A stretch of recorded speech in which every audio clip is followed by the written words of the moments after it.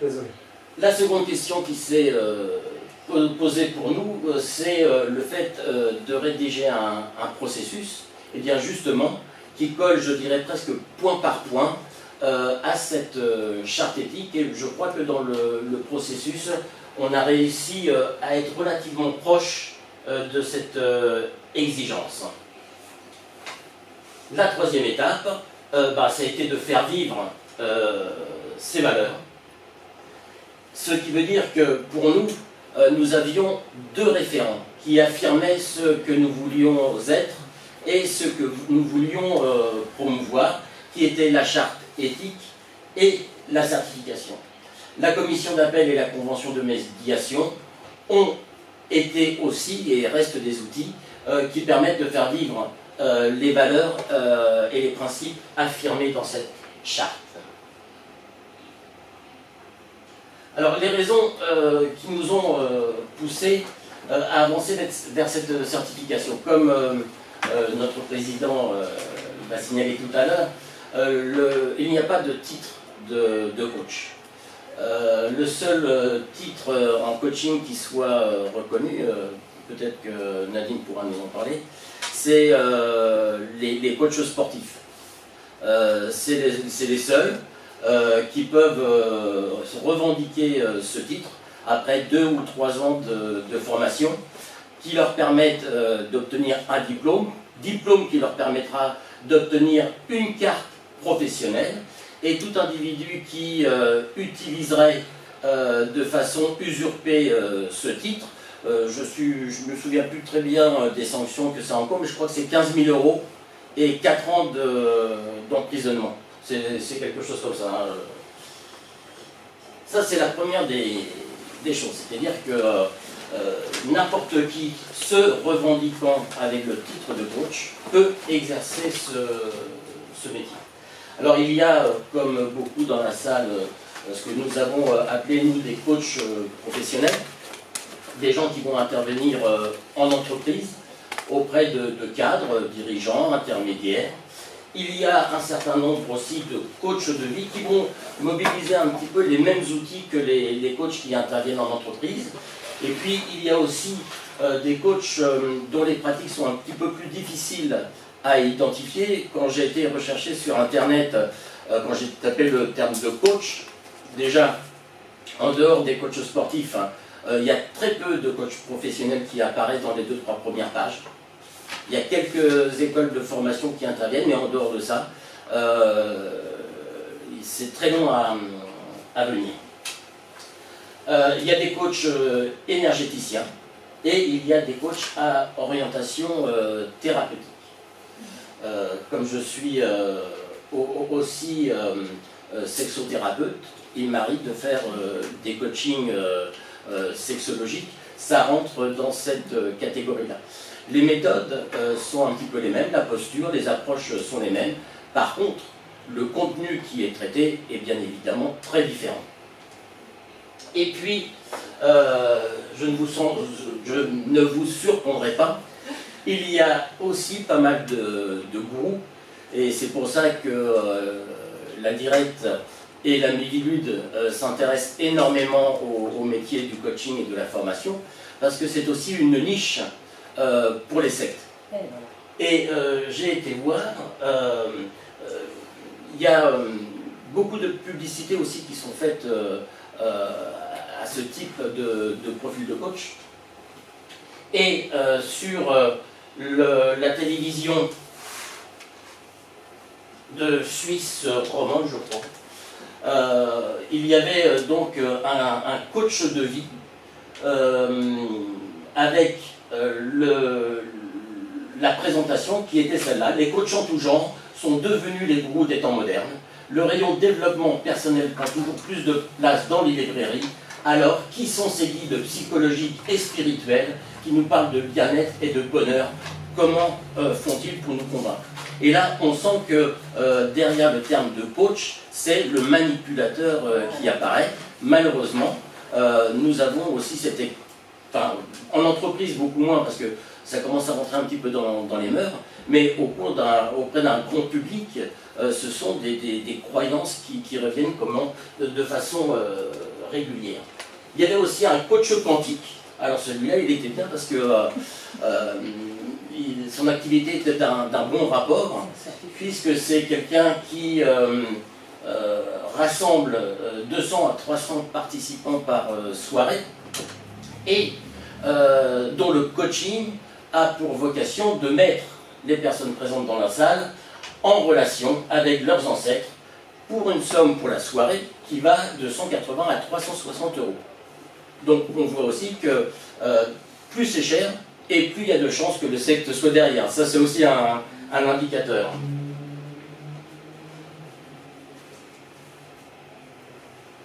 Autre problème que nous allons rencontrer par rapport à ce travail de reconnaissance, c'est en termes de contenu. Là encore, les formations qui sont proposées vont proposer des approches qui sont complètement différentes, parfois contradictoires, qui sont parfois aussi très discutables. Là aussi, il y a un grand panel en termes de techniques. On va mobiliser la psychanalyse, les TCC, la PNL, la processcom, bien évidemment tous les prenant part à l'une de ces écoles ont tendance à critiquer les autres et à dire que ça c'est de la foutaise. Par contre, la mienne c'est quelque chose qui donne des résultats et tout ça. La deuxième chose, c'est endurer aussi, puisqu'on peut obtenir des titres de coach toujours en allant sur Internet, avec 5 jours de formation. Et vous avez les universités aujourd'hui qui proposent des diplômes universitaires. Là, le contenu de la formation, ça va tourner aux alentours de 800 heures, avec à peu près 300 heures de formation théorique et 500 heures de stage. Donc là encore, une très grande diversité. Dans ce que j'ai trouvé sur Internet, en allant, j'allais dire, chez la concurrence, mais sur d'autres associations qui regroupent des coachs, donc il y a des certifications qui sont mises en place. On trouve aussi quelques dépôts au RNCP qui permettent de certifier. En allant sur les sites, quand on voit les processus qui sont proposés, on s'aperçoit que ces associations sont à la fois juges et parties.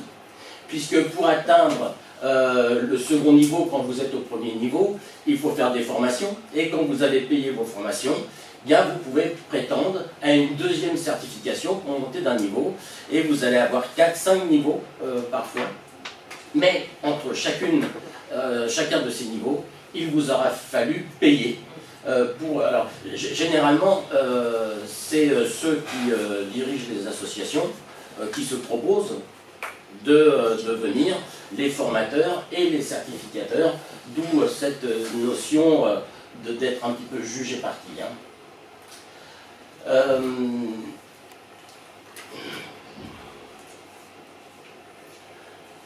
La plupart d'entre elles sont aussi partie prenante d'une posture épistémologique. C'est-à-dire que si vous ne faites pas référence aux mêmes principes épistémologiques, eh bien vous ne serez pas certifié. Sans parler de ceux qui ne certifient que les formations qu'ils dispensent eux-mêmes. Il y a des associations qui certifient et qui valident des organismes de formation à condition qu'ils appliquent les mêmes techniques qu'elles, et c'est l'association qui, en dernier lieu, certifiera les bénéficiaires. Alors, comme le disait Thierry tout à l'heure, nous, notre posture n'a pas du tout été celle-là, puisque nous reconnaissons au CNC la pluralité des approches, ce qui ne nous empêche pas d'avoir un certain nombre d'exigences. Par exemple, il faut que les pratiques soient ouvertes à la confrontation des idées, et le coach professionnel, qui est respectueux des autres pratiques que la sienne, mais présente des exigences sur le bien fondé théorique et la pertinence des outils. Et donc ça c'est dans la charte aussi, le coach professionnel est en mesure d'expliciter les fondements théoriques des courants, méthodes et outils sur lesquels il fonde sa pratique. Cette dernière doit, dans un esprit scientifique, pouvoir faire l'objet d'un débat contradictoire et ouvert entre professionnels. Le fait que vous ayez acquis votre connaissance, votre posture, à travers un compagnonnage, ça peut se faire, à travers une formation théorique à l'université, par votre expérience, peu importe, ce qui compte, c'est que vous soyez capable d'en parler et que vous soyez capable de fonder votre pratique et qu'on puisse en échanger. Donc, on n'est pas sur des croyances irrationnelles où nous on fait ça et ça marche. Alors, les enjeux spécifiques pour l'association, ça aussi c'est dans la charte éthique. Il s'agit d'affirmer une identité collective autour de valeurs, de principes et de pratiques de la profession de coach et plus largement de professionnels de la relation d'aide en milieu de travail. Deuxième objectif, se faire connaître par les pouvoirs publics et institutionnels en tant qu'entité structurante parmi d'autres de cette profession. Là, on voit que les résultats obtenus par les démarches de ces derniers mois ont porté leurs fruits, puisque Thierry a été reçu par le cabinet du ministre du Travail, Muriel Pénicaud, et je pense que le colloque du 1er décembre sera aussi un moment marquant, qui sera aussi un des témoignages de l'action qu'on a menée jusque-là. Pour les clients bénéficiaires et pour les clients commanditaires, la certification, c'est une garantie de recourir à un coach qui est intégré dans une communauté professionnelle, qui est organisée et régulée. D'où l'intérêt de la commission d'appel et cette dimension de médiation, ça permet de réguler et de recadrer un certain nombre de pratiques. Pour l'instant, on n'en a jamais eu le cas. Pour les membres, la première des choses, c'est de répondre au miroir aux attentes du client. Donc, c'est de revendiquer pour ses clients la garantie d'une pratique du métier répondant aux exigences de ses valeurs éthiques et déontologiques. Première chose. Et la deuxième chose, c'est de se reconnaître soi-même dans une communauté professionnelle par son adhésion à des valeurs éthiques et déontologiques affichées. Donc là, je pense qu'au niveau de la charte, les choses sont assez claires, c'est assez explicite, et ça engage à la discussion aussi. Mais à travers la mise en place de ce processus de certification, on s'est aperçu qu'il y avait un troisième bénéfice pour les coachs eux-mêmes. C'est que beaucoup, et nous sommes plusieurs à y être passés, puisque nous nous sommes appliqués en premier lieu ce processus de certification, et ça nous a permis à plusieurs, je dirais pas la totalité, chacun parlera pour lui-même, mais de se réapproprier cette dimension identitaire qui font de nous des coachs. La première des raisons pour ça, alors j'ai pas eu le temps de vraiment le partager avec mes collègues, donc c'est une réflexion qui est un petit peu personnelle, mais on a quand même eu des échanges qui me font dire qu'on n'est pas forcément en désaccord là-dessus. La première des choses, c'est qu'il y a eu un travail d'introspection qui a été provoqué par la rédaction de deux textes. Un qui reprend notre parcours de vie, donc où on explique qu'est-ce qui nous a amené à vouloir exercer ce métier de coach. Et la deuxième chose, c'est l'écriture d'un cas.